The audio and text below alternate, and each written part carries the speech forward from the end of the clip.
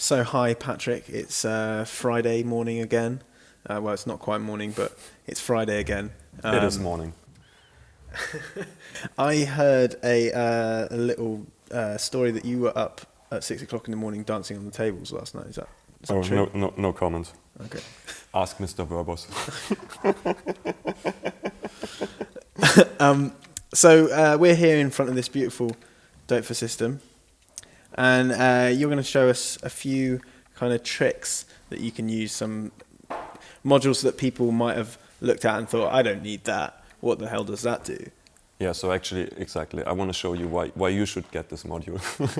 So there's some pretty cool stuff in the modular world, and sometimes just the name of a module is a bit misleading to the fact that maybe you only need it for this task, but actually you can use it for a lot of stuff. For example, the A133 dual voltage controlled polarizer.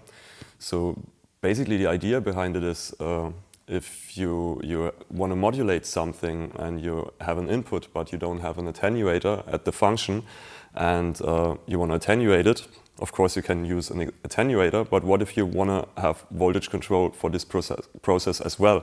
And then you take the voltage controlled polarizer, which can not only attenuate but also polarize, so just change. It's just like a voltage controlled attenuverter. Yeah, exactly. That's basically what it is.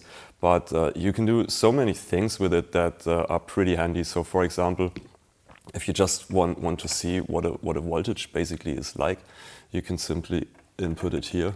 And now you see, it's bipolar, and you can basically see the amount of voltage going in. So the brighter the LED, the more voltage there is. Of course, that's not super precise, but if you just want to check whether something is bipolar or if there's something at all, you can just plug it in here. Then you have the option to offset or set a manual offset, which basically just outputs a manual voltage.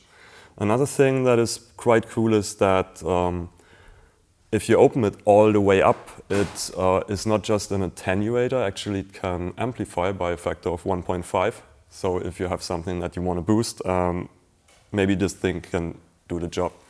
And another pretty cool feature is just using it as a ring modulator.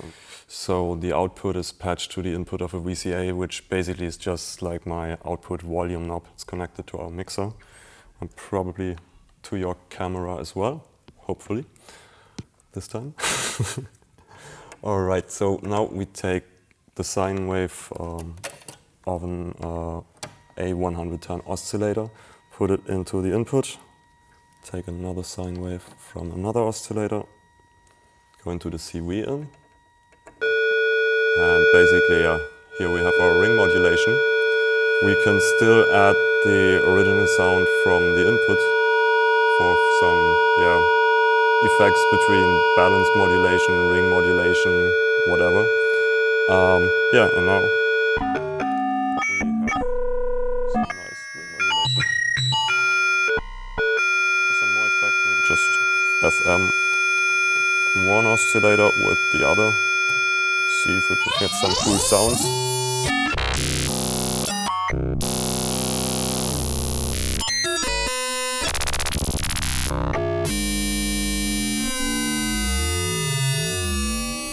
So for this second patch, you're going to use a switch to do some sort of wave shaping, right? Yeah, exactly. So we use the A151 switch, which has 4 inputs and 1 outputs, or 1 input and 4 outputs, depending on how you patch it.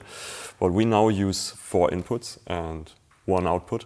And for the inputs, we will take the A110 oscillator, and this has 4 different waveforms, and we will put them all into those different inputs. So first we take the sine, then the next is the triangle. Then I actually copied or multiplied the square wave output, so I have it available 2 times, and I take one of them, put it in the 3rd input, and then we have the sawtooth. And now I take the output and run it through this small little oscilloscope. Maybe we should hear something right now. All right. So right now we are having, as you can see here on the switch, we see that there is the third input which is active right now, and I will first try to manually step through them. Get me a cable. So every time there's something at the trigger, it will advance to the next input and send it to the output, so we have all those waveforms. But instead of doing it with what I do right now by hand, we will use the same oscillator that actually is giving us all these waveforms. That's why I was multiplying the square wave, and when I input it right now, you can see that basically, yeah, with every kind of cycle you get a different waveform. And so the square wave is using to trigger through the different sequences, yeah, through exactly. the different inputs. And you can see it if we go very slow, what's actually happening. You can see it here, but once we go into audio rate, you can't really see it. And of course, what is also a funny thing is we don't have to use that same oscillator, so let's just take another oscillator for the control, like this one.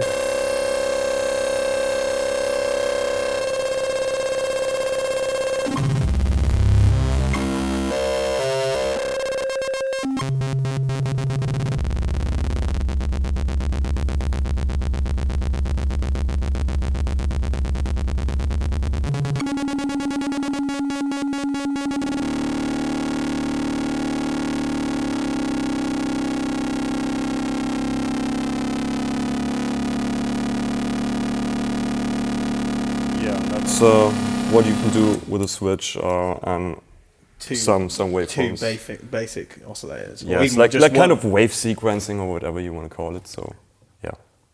Cool. So this is another patch that's using the A100 as your kind of basic oscillator, and using which module is it to use some more wave shaping? Right now I use a voltage controlled panning module or crossfade module, and it's nice and handy, and it's probably a cool thing to have something where you can put voltage control over panning or have a crossfader, but maybe you don't need it all the time, and then you think, okay, why should I actually have the module in my case without a function? This crossfader actually is also a nice kind of wave shaper. I take, once again, a 110 oscillator. I just take this saw, put it into input 1, and take a triangle, put it to input 2. And once again, we have the oscilloscope there. And now I can just start to crossfade them, which is not really a big thing. And now I will just automate the crossfade from the square wave of the same oscillator.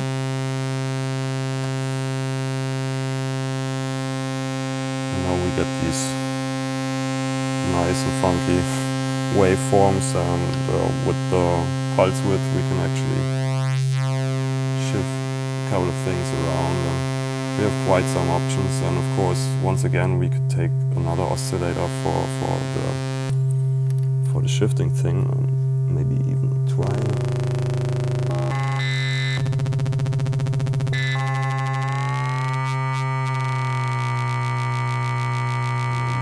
FM then.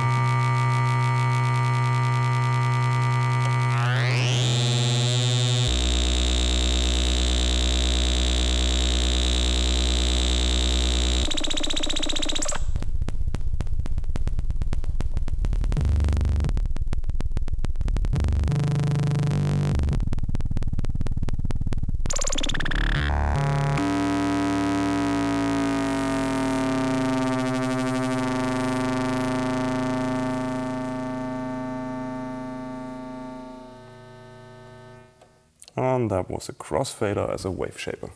Excellent. Thank you very much, Patrick. All right, you're welcome.